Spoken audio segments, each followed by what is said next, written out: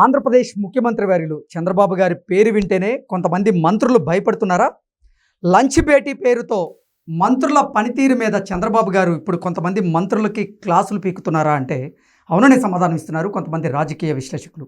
ఈ నేపథ్యంలోనే ఇదే అంశం మీద మనం పూర్తి స్థాయిలో విశ్లేషణ చేసుకున్నాం. ప్రస్తుతం మనతో పాటున్నారు ప్రముఖ రాజకీయ విశ్లేషకులు రాజేష్ అప్సాని గారు. సార్తో మాట్లాడు.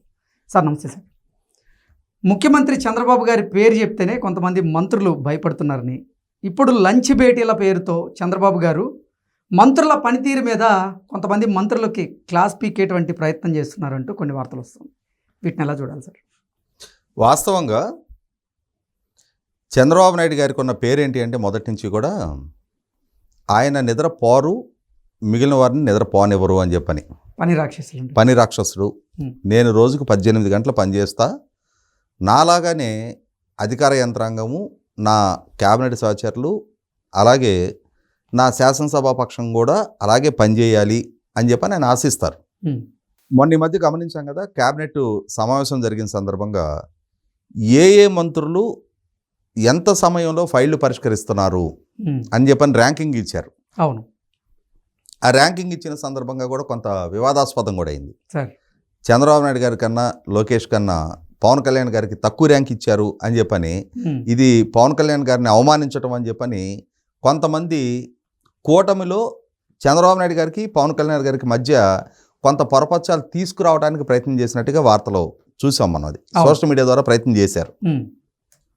కానీ ఫస్ట్ నుంచి కూడా చంద్రబాబు నాయుడు గారు అడ్మినిస్ట్రేటివ్ పరంగా వీలైనంత వేగంగా పనులు జరగాలి అని చెప్పని ఆశిస్తారు. అంటే ఇక్కడ కొన్ని అంశాలు మనం చెప్పుకొని తీరాలి. సార్, ప్రజలకి పౌరసేవలు పొందే హక్కు ఉంది అని చెప్పని, పౌరసేవలు అందించాల్సిన బాధ్యత ప్రభుత్వానిది, పొందే హక్కు ప్రజలకు ఉంది. ప్రజలు కట్టిన పన్నుల నుంచి వాళ్ళ ప్రభుత్వోద్యోగులకు జీతాలు చెల్లించబడతా ఉన్నాయి. ప్రజలకు సేవ చేయడానికి ప్రభుత్వోద్యోగులు అపాయింట్ చేయబడ్డారు తప్ప ప్రజలు వాళ్ళ సేవకులు కాదు.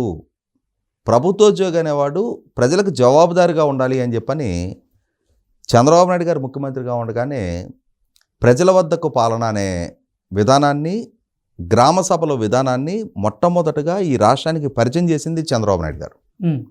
అంతకుముందు ప్రజలకి ప్రభుత్వ కార్యాలయాలు ఏదైనా పని ఉంటే వాళ్ళ దగ్గరికి వెళ్ళి వాళ్ళకి దండాలు పెట్టి, దస్కాలు పెట్టి, తృణోపనం లంచాలు సమర్పించుకొని వాళ్ళ దయాదాక్షిణ్యాల మీద పనులు నడుస్తూ ఉండి, అటువంటి స్థితి నుంచి మొత్తం అధికార వ్యవస్థ, అన్ని డిపార్ట్మెంట్లకు సంబంధించిన కీలక అధికారులు గ్రామాలకు వచ్చి గ్రామ సభలో పార్టిసిపేట్ చేసి ప్రజల నుంచి దరఖాస్తులు తీసుకొని, ఆ దరఖాస్తులను కూడా మళ్ళీ తిరిగి గ్రామ సభ జరిగే నాటికి దాని మీద యాక్షన్ టేకన్ రిపోర్ట్ కూడా ఇవ్వాలి. ఏటీఆర్ అనేవాళ్ళు.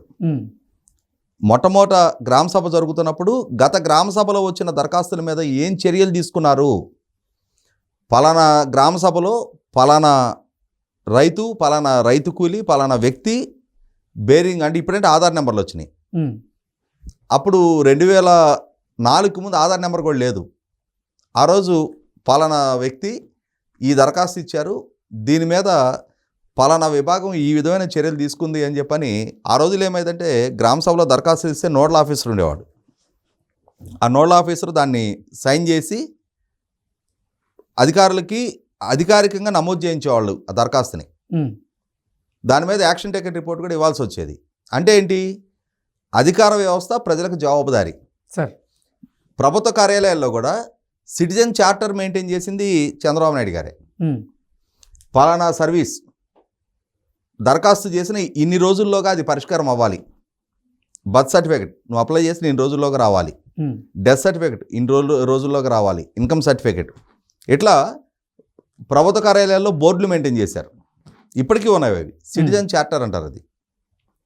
ఆ తర్వాత మీ సేవా కేంద్రాలు, వాస్తవంగా ఈ సేవ అని చెప్పని చంద్రబాబు నాయుడు గారు ప్రారంభించారు ఆ రోజుల్లో.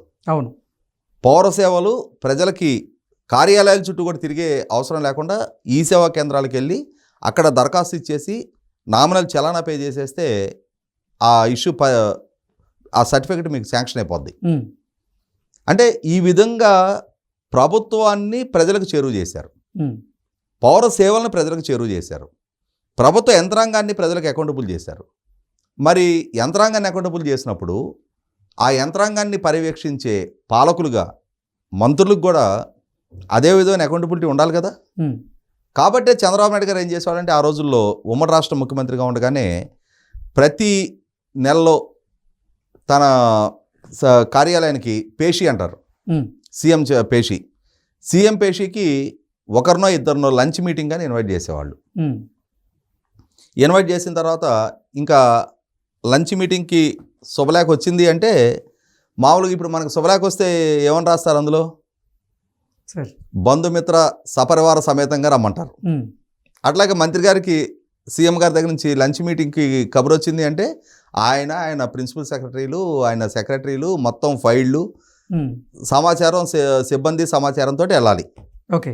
వెళ్ళిన తర్వాత మంత్రి గారిని, ఏంటి మీ శాఖ పురోగతి ఏంటి, మీకు కేటాయించిన బడ్జెట్లు ఏంటి, మీకు వస్తున్న ఫైల్స్ ఏంటి, మీరు ఎంత స్థాయిలో పర్సూ చేస్తూ ఉన్నారు, మీ నిర్ణయాలు ఏ స్థాయిలో అమలు జరుగుతూ ఉన్నాయి, మరి మీలో ఉన్న లోపాలేంటి, ఏ స్థాయిలో మెరుగుపరచుకోవాలి, ఎక్కడ చక్కదిద్దుకోవాల్సి ఉంది, వీటిని అన్నింటినీ ఒక రివ్యూ సమావేశం జరిగేది. దాంతో ఏమయ్యేదంటే, మంత్రులకు కూడా మనం నిత్యం పర్యవేక్షింపబడతా ఉన్నాం. సహజంగా ఏమవుద్ది, ఒక మున్సిపల్ కౌన్సిలర్గా, ఒక పంచాయతీ సర్పంచ్గా ఎవరైనా ఎలక్ట్ అయితేనే మేము చాలా సుపీరియర్ అన్న ఫీలింగ్ వస్తుంది. సర్పంచ్ కన్నా ముందు ఎంపీపీ ఉంటే ఎంపీపీకి సర్పంచ్ చిన్నవాడిగా కనిపిస్తాడు, నేను ఇంకా సుపీరియర్ అన్న ఫీలింగ్ ఉంటుంది. ఎమ్మెల్యేకి ఈ ఎంపీపీలు, జెడ్పీటీసీలు వీళ్ళకన్నా నేను ఇంకా సుపీరియర్ అన్న ఫీలింగ్ ఉంటుంది. మంత్రికి ఎమ్మెల్యేల కన్నా నేను సుపీరియర్ అన్న ఫీలింగ్ ఉంటుంది. కానీ అదే మంత్రికి నాకన్నా పైన ఇంకొక బాస్ ఉన్నాడు, నన్ను కూడా పర్యవేక్షిస్తుంటాడు, నా పనితీరు కూడా మదింపు జరుగుతూ ఉంటుంది, నా తప్పుల్ని కూడా నన్ను ప్రశ్నిస్తారు, ఒకవేళ నా పనితీరు బాగుంటే నా భుజం తట్టడానికి నా నాయకుడు సదా సిద్ధంగా ఉంటాడు అన్న భావన 100% ఆ మంత్రుల్లో కూడా అకౌంటబిలిటీ పెంచుద్ది. ఎగ్జాక్ట్లీ.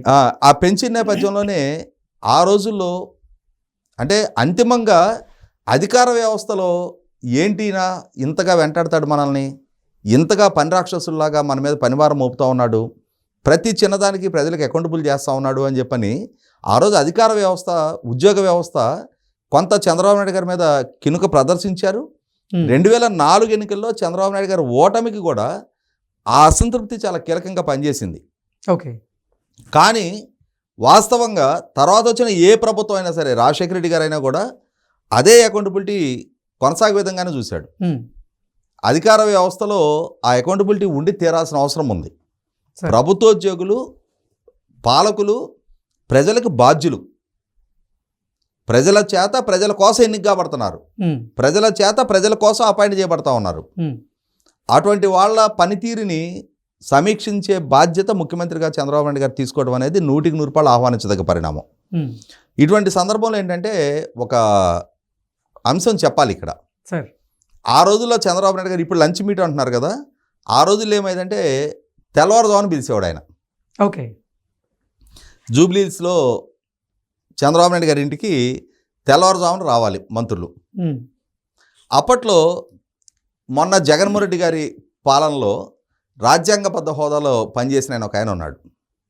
నోటి మీద నియంత్రణ ఉండదు, ఏది పడితే అది మాట్లాడే హోదాలో, అంటే ఆ హోదాకే అమర్యాద తీసుకొచ్చిన వ్యక్తి ఆయన. ఆయన ఆ రోజుల్లో చంద్రబాబు నాయుడు గారి క్యాబినెట్లో మినిస్టర్గా ఉన్నాడు. కానీ ఆయన అంటే నాయకుడిగా ఒక స్థాయికి ఎమర్జ్ అయ్యాడు, కానీ వ్యక్తిత్వ పరంగా చాలా దిగజార్చుకొని ఉన్నాడు ఆయన. వైవాహిక జీవితంలో సమస్యలు వచ్చినాయి. ఓకే. వాళ్ళ సతీమణికి 4 రోజుల నుంచి ఆయన దొరకట్లా. దాంతో ఆమె ఈ నెట్లైనా పట్టుకోవాలి అని చెప్పని అనుకుంటున్నాగా రేపు తెల్లారుజామున చంద్రబాబు నాయుడు గారిని కలవడానికి వస్తున్నాడు అని చెప్పని తెలిసింది. దాంతో ఆమె ముందొచ్చి, మినిస్టర్ గారి వైఫ్ కదా, సెక్యూరిటీ వాళ్ళు కూడా అలో చేశారు. ఆ కాంపౌండ్ లోపలికి వెళ్ళి ఆమె వెయిట్ చేస్తూ ఉంది. ఇతగాడు కారు దిగి ఆ ఇస్త్రీ కద్దర్లాల్చి సరి చేసుకుంటా లోపలికి వస్తున్నాడు. సెక్యూరిటీ వాళ్ళు, మీడియా వాళ్ళు ఉన్నారు, వాళ్ళందరి ముందు వెళ్ళేసి నిలేసింది. ఏంటి మాయరోగం వచ్చింది, నువ్వు ఇంటికి రావట్లా, నువ్వేం చేస్తున్నావు మాకు తెలీదా అని చెప్పని. దాంతో అతను సర్ది చెప్పే ప్రయత్నం చేశాడు. చాలా ప్రయత్నం చేశాడు సర్ది చెప్పే ప్రయత్నం, కానీ ఆమె వినుకోలా. చివరికి అంటే మనకి బయటకు వచ్చిన సమాచారం మేరకు సార్ లాగిపెట్టి ఒకటి ఇచ్చింది. ఓకే. ఆ మహానుభావుడు మొన్నటిదాకా రాజ్యాంగబద్ధ హోదాలో ఉండి అమరావతిని శ్మశానం అన్నాడు. చంద్రబాబు నాయుడు గారిని, తెలుగుదేశం నాయకుల్ని ఇష్టారీతిని అవమానించేవాడు. జగన్మోహన్ రెడ్డి గారు పంచం చేరాడు తర్వాత. అటువంటి వ్యక్తి అంటే ప్రజలకే కాదు, ముఖ్యమంత్రి గారికే కాదు, కుటుంబానికి కూడా అకౌంటబుల్ అయ్యే విధంగా చంద్రబాబు నాయుడు గారు చేశారు. ఆ సంఘటన దృష్ట్యా ఏదేమైనా సరే ఇప్పుడు మళ్ళీ తిరిగి చంద్రబాబు నాయుడు గారు ఈ టెన్యూర్లో, గత టెన్యూర్లో కూడా లేదు ఇది, ఈ టెన్యూర్లో ప్రభుత్వ పనితీరు మెరుగుపడాలి అని అంటే పాలకుడుగా తాను మరింత సమర్థవంతమైన పాలన ప్రజలకు అందించాలి, తన కేబినెట్ సహచరుల నుంచి మరింత పనితీరు మెరుగుపడే విధంగా వాళ్ళని పర్యవేక్షించాలి అనే ఉద్దేశంతో మరొకసారి లంచ్ మీటింగ్లకి ఈరోజు ఆనం రామనారాయణ రెడ్డి గారితో దేవాదాయ శాఖతోటి మొదలు పెడుతున్నారు. ఏదేమైనా సరే దేవాదాయ శాఖని పర్యవేక్షించి తీరాల్సిన అవసరం ఉంది. ఈ మధ్యకాలంలో తిరుపతి తొక్కిసలాట సంఘటన చూసాం, సింహాచలంలో జరిగిన సంఘటన చూసాం. ఈ నేపథ్యంలో ఎక్కడో కొంత లోపం కనిపిస్తూ ఉంది. అది ఎవరి స్థాయిలో లోపం జరుగుతూ ఉంది. ఇవాళ అనుమతులు లేకుండా, డిజైన్స్ లేకుండా అధికారులు కాంట్రాక్టర్ కలిపి నిర్మించిన గోడ 7 అమాయక భక్తుల ప్రాణాలు బలి తీసుకుంది. అలాగే తిరుపతిలో కూడా వైకుంఠ ఏకాదశి టోకెన్ల కోసం వచ్చిన భక్తులు అధికారులు తీసుకున్న నిర్ణయ పర్యవసానం అక్కడ సృష్టించబడ్డ తొక్కిసలాటలో భక్తుల ప్రాణాలు పోయినాయి.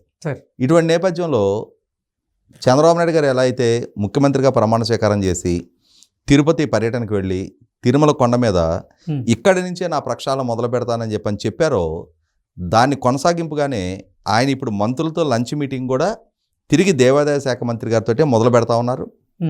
ఆ శాఖని పర్యవేక్షించడం ద్వారా ఆ శాఖ మంత్రి అనుభజ్ఞుడు ఆనవ రామనారాయణ రెడ్డి గారికి మార్గనిర్దేశం చేయడం ద్వారా ఆ శాఖలో జరుగుతున్న లోపాల గురించి, సిబ్బందిలో ఉన్న అలసత్వం గురించి, మెరుగుపరచాల్సిన పనితీరు గురించి ముఖ్యమంత్రిగా ఆయన్ని మోటివేట్ చేయటం ద్వారా, ఆయనకి ప్రాపర్ గైడెన్స్ ఇవ్వటం ద్వారా మిగిలిన మంత్రులకు కూడా అదే విధంగా మోటివేట్ చేయగలుగుతారు. ఎండ్ ఆఫ్ ది డే మంత్రుల పనితీరు మెరుగుపడితే పాలన మెరుగుపడుతుంది, ప్రభుత్వానికి మంచి పేరు వస్తుంది, ప్రజలకి మెరుగైన సేవలు అందుతాయి. Okay sir, thank you so much.